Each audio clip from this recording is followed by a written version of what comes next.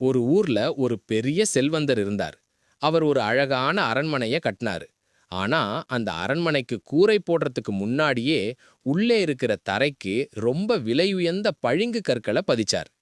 அப்போ அங்க வந்த ஒரு பெரியவர் கேட்டார், ஐயா, மேல கூரை போடாம கீழே தரைக்கு இவ்வளவு செலவு செய்றீங்களே, ஒரு மழை பெஞ்சா இந்த தரையெல்லாம் வீணாயிடுமே அப்படின்னு கேட்டார்.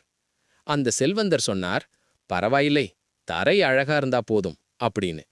கொஞ்ச நாள்ல மழை பெஞ்சது. அவர் ஆசை ஆசையா செஞ்ச அந்த தரை எல்லாமே சேரும் சகதியுமா வீணா போச்சு. நம்ம வாழ்க்கையும் அப்படிதான். இந்த உலகம்ங்கிறது ஒரு தற்காலிகமான தரை மாதிரி. ஆனா மறுமை, அதாவது மரணத்திற்கு பின் உள்ள வாழ்க்கை தான் நிலையான கூரை.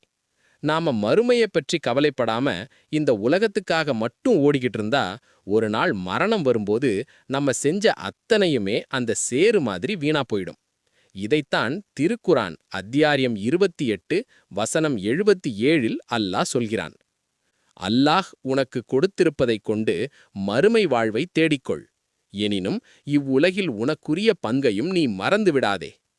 உலகத்துல வாழுங்க, ஆனா உலகத்துக்காகவே வாழாதீங்க. மறுமையை தேடுறதுதான் உண்மையான புத்திசாலித்தனம்.